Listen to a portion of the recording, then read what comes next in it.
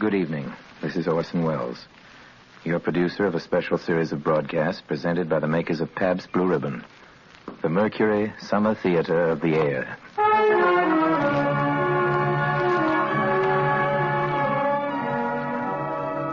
Ladies and gentlemen, the element of suspense is so vital to our story tonight that our sponsors, the makers of Pabst Blue Ribbon Beer, are omitting their usual commercial message during the intermission between the acts so that our play will go uninterrupted from spooky start to spooky finish.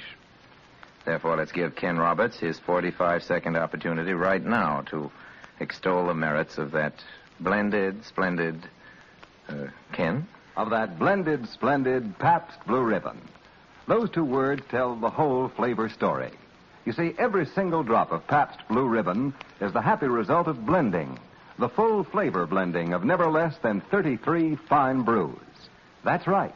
Never less than 33 fine brews blend their individual taste tones to give you that splendid flavor. Not too light, not too heavy, but fresh, clean, sparkling, with the real beer taste coming through just the way you like it. Friends, these days, when your dealer is occasionally unable to supply you with all the Pabst Blue Ribbon you'd like, please keep on asking. For every single bottle you do get will live up to the same high standards of quality and taste. Yes, every bottle will be, as always, blended, splendid Pabst Blue Ribbon. And now, Mr. Wells. We of the Mercury reckon that a story doesn't have to appeal to the heart, it can also appeal to the spine. Sometimes you want your heart to be warm, sometimes you want your spine to tingle. Well, the tingling, it's to be hoped, will be quite audible as you listen tonight to a classic among radio thrillers. Its author is one of the most gifted of all the writers who've ever worked for this medium, Lucille Fletcher, who wrote the greatest single radio script ever written. Sorry, wrong number.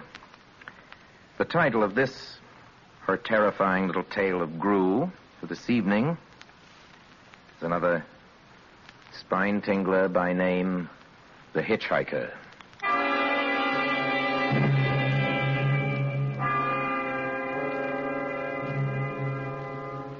I am in an auto camp on Route 66, just west of Gallup, New Mexico.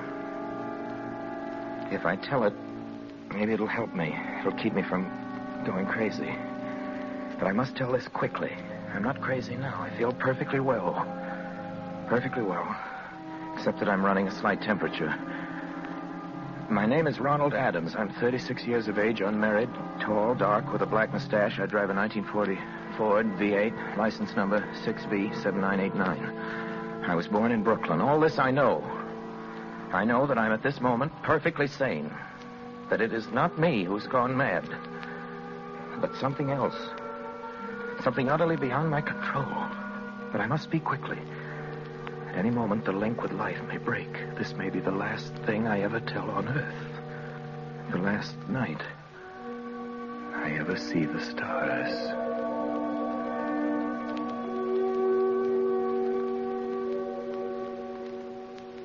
6 days ago, I left Brooklyn to drive to California. Goodbye, son. Good luck to you, my boy. Goodbye, Mother. Here, give me a kiss, and then I'll go. I'll come out with you to the car. Now, it's raining. Stay here at the door. Oh. Hey, what's this, tears? Oh, it's just the trip, Ronald. I wish you weren't driving. Oh, Mother, there you go again. People do it every day. I know, but you'll be careful, won't you? Promise me you'll be extra careful. Don't fall asleep or drive fast or pick up any strangers on the road. Strangers? Don't you worry. There isn't anything going to happen. It's just 8 days of perfectly simple driving on smooth, decent, civilized roads with a hot dog or a hamburger stand every 10 miles. I was in excellent spirits. Drive ahead. Even the loneliness seemed like a lark. But I reckoned without him. Crossing Brooklyn Bridge that morning in the rain, I saw a man leaning against the cables. He seemed to be waiting for a lift. There were spots of fresh rain on his shoulders. He was carrying a cheap overnight bag in one hand. He was thin, nondescript, with a cap pulled down over his eyes. He stepped off the walk, and if I hadn't swerved, I'd have hit him. I almost did. Almost did hit him. Now, I would have forgotten him completely, except that just an hour later, while crossing the Pulaski Skyway over the Jersey Flats, I saw him again. At least he looked like the same person. He was standing now with one thumb pointing west. I couldn't figure out how he got there, but I thought maybe one of those fast trucks had picked him up, beat me to the Skyway, and let him off. I didn't stop for him. Then, late that night, I saw him again.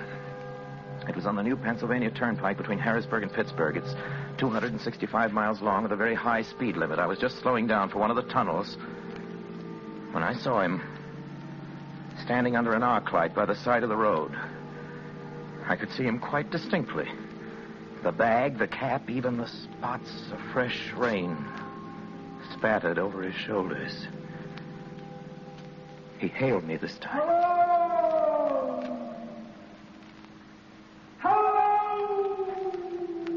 I stepped on the gas like a shot. That's lonely country through the Alleghenies, and I had no intention of stopping.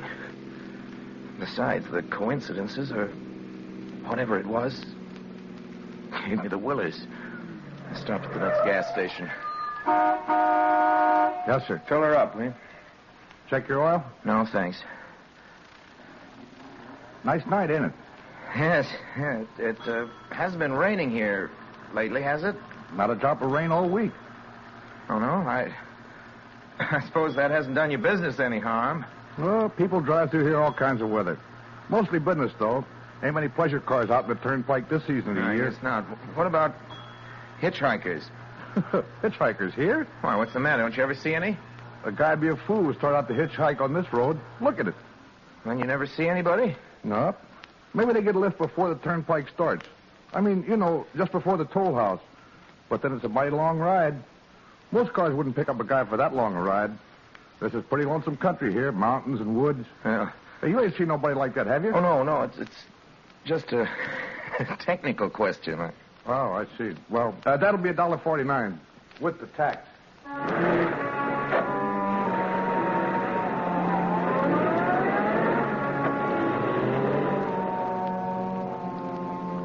The thing gradually passed from my mind as coincidence.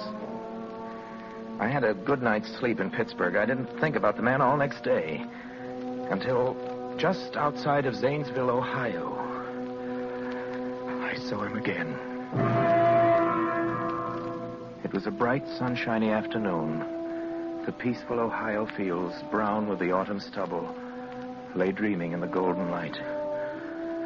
I was driving slowly, drinking it in, when the road suddenly ended in a detour. In front of the barrier, he was standing. Let me explain about his appearance before I go on. I repeat, there was nothing sinister about him. He was as drab as a mud fence. Nor was his attitude menacing. He merely stood there, waiting, almost drooping a little, the cheap overnight bag in his hand. He looked as though he'd been waiting there for hours. And he hailed me. He started to walk forward. Hello! Hello! I'd stopped the car, of course, for the detour. For a few minutes, I couldn't seem to find the new road. I realized he must be thinking that I'd stopped for him. Hello! No, I'm... Not just now. I'm sorry. Going to California? No, not today. The other way. I'm going to New York. Sorry.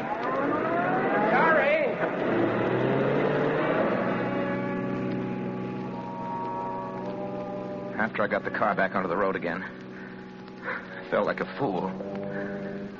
Yet the thought of picking him up, of having him sit beside me, was somehow unbearable. Yet at the same time, I felt more than ever unspeakably alone. Hour after hour went by. The fields, the towns ticked off one by one. The lights changed. I knew now that I was going to see him again.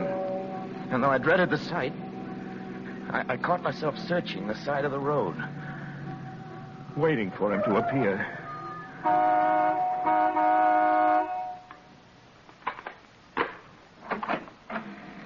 Yep. What is it? What you want? You sell sandwiches and pop here, don't you? Yep, we do. In the daytime. But it close up for the night. I know, but I was wondering if you could possibly may have a cup of coffee. Black coffee. Not at this time of night, mister. My wife's a cooking. She's in bed. Well, now, listen, just a minute ago, there was a man standing here, right beside here, and he was a suspicious-looking man. Henry? Who is it, Henry? It's nobody, Mother.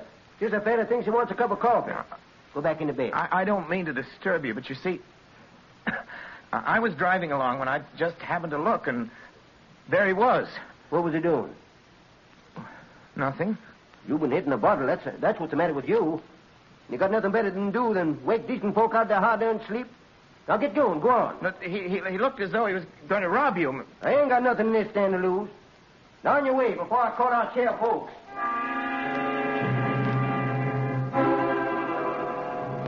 I got into the car again and drove on slowly. I was beginning to hate the car. If I could have found a place to stop to rest a little, but I was in the Ozark Mountains of Missouri now. Few resort places there were closed. I had seen him at that roadside stand. I knew I'd see him again. Maybe at the next turn of the road. I knew that when I saw him next, I'd run him down.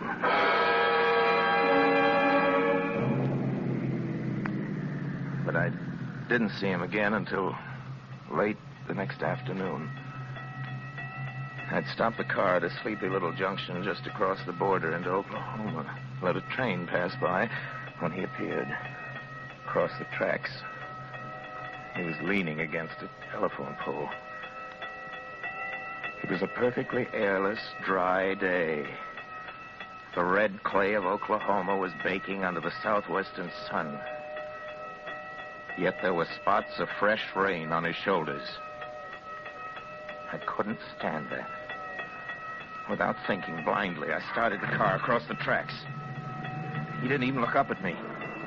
He was staring at the ground. I stepped on the gas hard, veering the wheel sharply toward him. I could hear the train in the distance now, but I didn't care. Then, something went wrong with the car. It stalled right on the tracks. The train was coming closer. I could hear its bell. Heard its cry, its whistle crying. Still, he stood there. Now I knew that he was beckoning. Beckoning me to my death.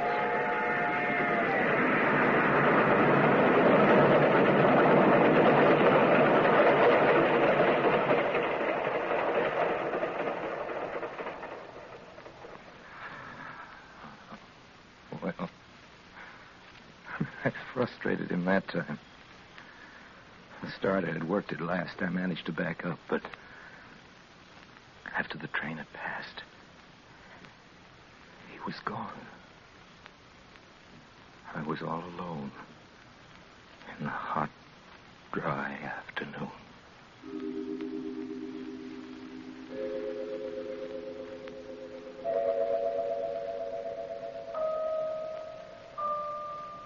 After that, I knew I had to do something.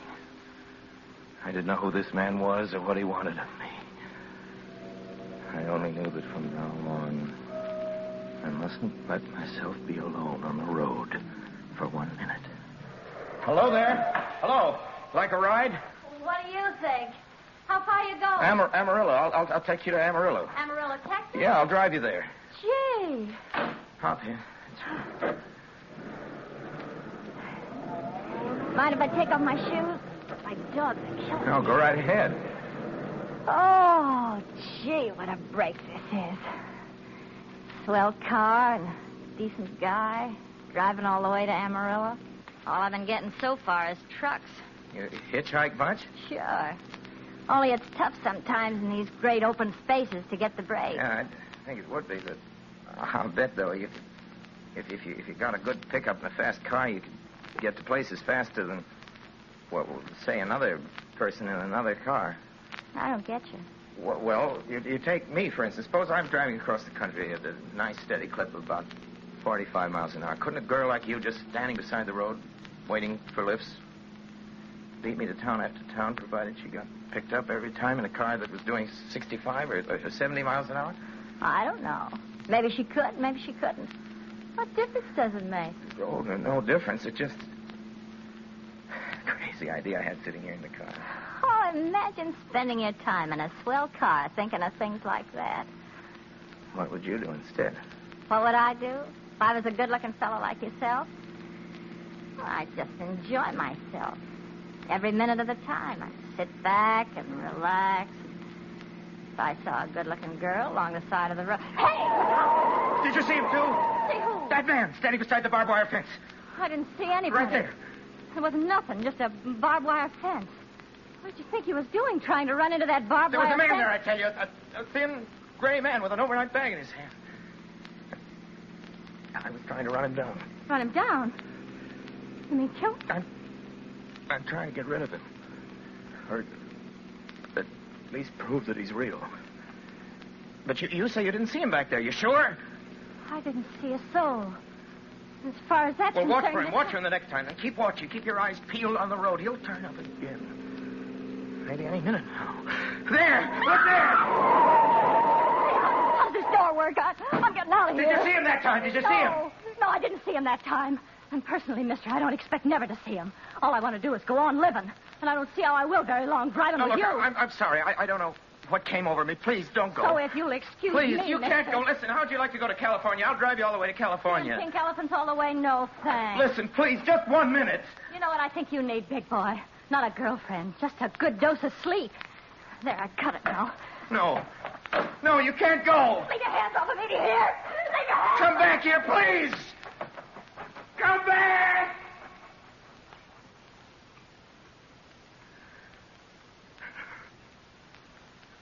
She ran from me. As if I was some kind of monster. A few minutes later, I saw a passing truck pick her up. I knew then that I was utterly alone. I was in the heart of the great Texas prairies. There wasn't a car on the road after the truck went by.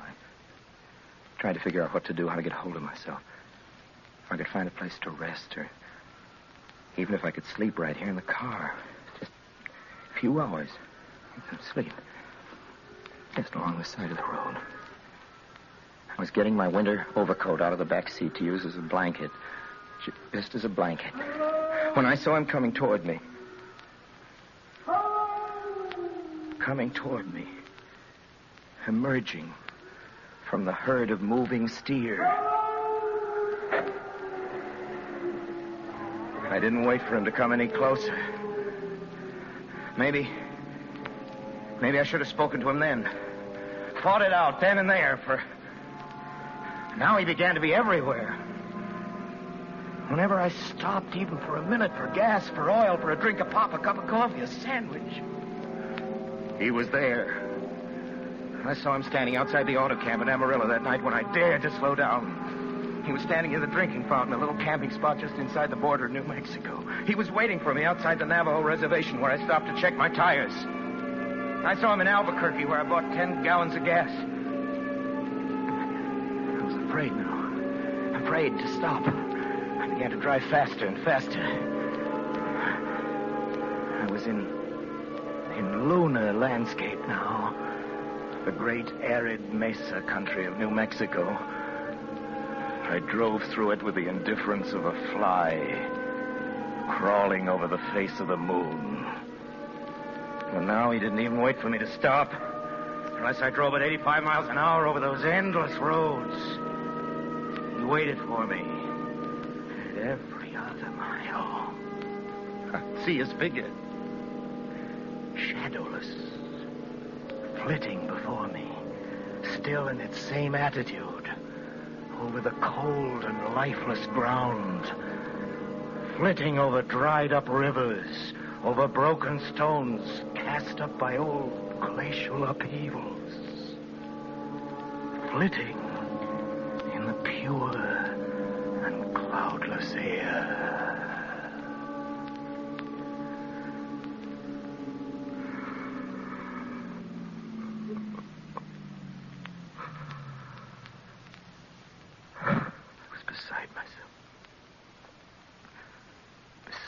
myself when I finally reached Gallup, New Mexico this morning. There's an auto camp here. It's cold. Almost deserted this time of year. I went inside and asked if there was a telephone. I had the feeling that if I could speak to somebody familiar, somebody that I loved, I could pull myself together. Number, please. Long distance. Thank you. This is long distance. I'd like to put in a call to my home to Brooklyn, New York. I'm Ronald Adams. The number is Beechwood 9970. Thank you. Thank you. What is your number? My number? It's 312.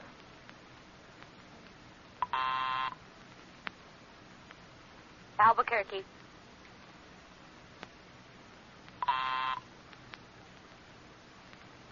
New York for Gallup. New York. Gallup, New Mexico, calling Beechwood 9970. I'd read somewhere that love could banish demons. It was in the middle of the morning. I knew Mother'd be home. I pictured her tall, white-haired, in her crisp house dress going about her tasks. It would be enough, I thought, just to hear the even calmness of her voice. Will you please deposit $3.85 for the first 3 minutes? When you have deposited $1.50, will you wait until I have collected the money?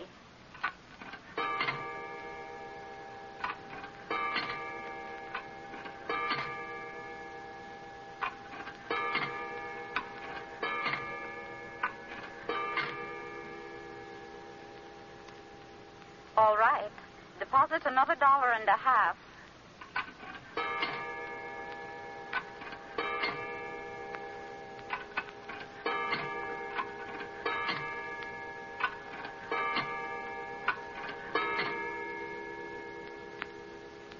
Will you please deposit the remaining 85 cents?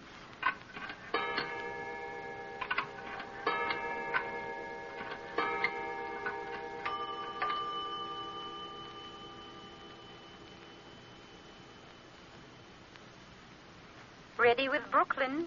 Go ahead, please. Hello? Mrs. Adams' residence. Hello? Hello, Mother? This is Mrs. Adams' residence. Who is it you wish to speak to, What? please? Who is this? This is Mrs. Whitney. Mrs. Whitney? I don't know any Mrs. Whitney. Is this Beechwood 9970? Yes. Where's my mother? Where's Mrs. Adams? Mrs. Adams is not at home. She's still in the hospital. The hospital? Yes. Who is this calling, please? Is it a member of the family? What's she in the hospital for? She's been prostrated for 5 days. A nervous breakdown. Nervous. Who is this calling? Nervous breakdown. My mother's never... It's all taken place since the death of her oldest son, Ronald. Since the death of her oldest son, Ronald. Hey, what is this? What number is this? This is Beechwood 9970. It's all been very sudden. He was killed just 6 days ago in an automobile accident on the Brooklyn Bridge. Your 3 minutes are up, sir. Your 3 minutes are up, sir.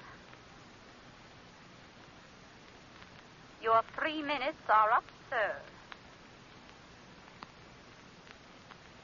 Sir, your 3 minutes are up.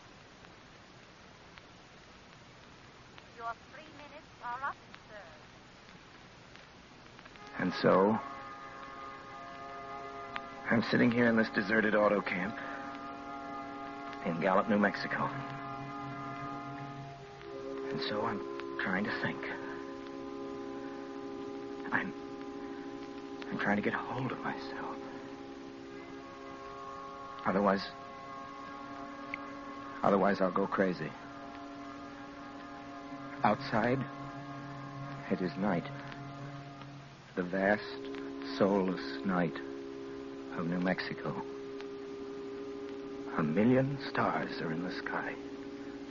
Ahead of me stretch 1,000 miles of empty mesa and mountains, prairies, desert. Somewhere among them, he is waiting for me.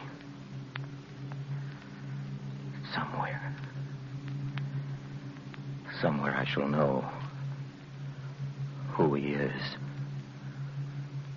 and who I am.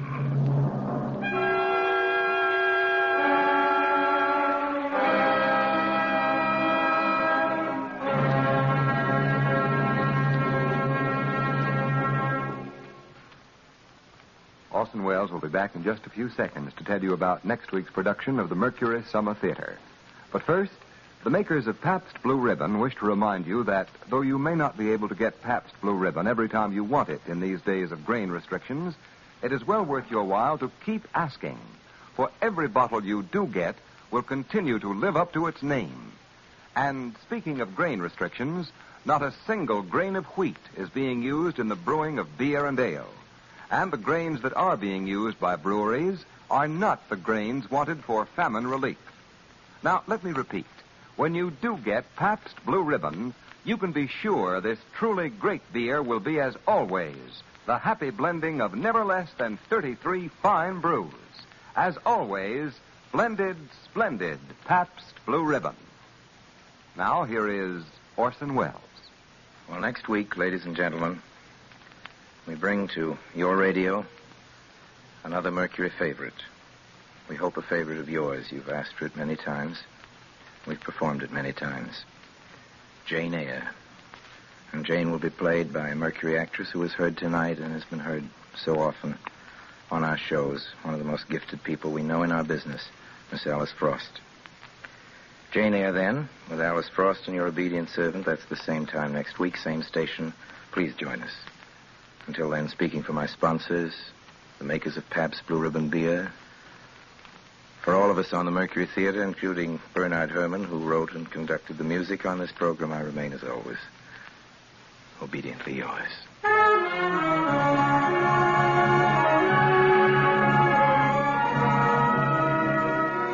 More than one half of all our nation's workers make their living in the food industry or a related field. One of the largest groups in the food industry are the grocers. Next week in Chicago, the National Association of Retail Grocers, which represents more than 500,000 retailers, is holding its first post-war convention, at which problems of food distribution will be discussed and new ideas and methods will be worked out to better serve its customers. The makers of Pabst Blue Ribbon Beer salute the grocer, who is doing his very best under trying conditions to keep America well-fed.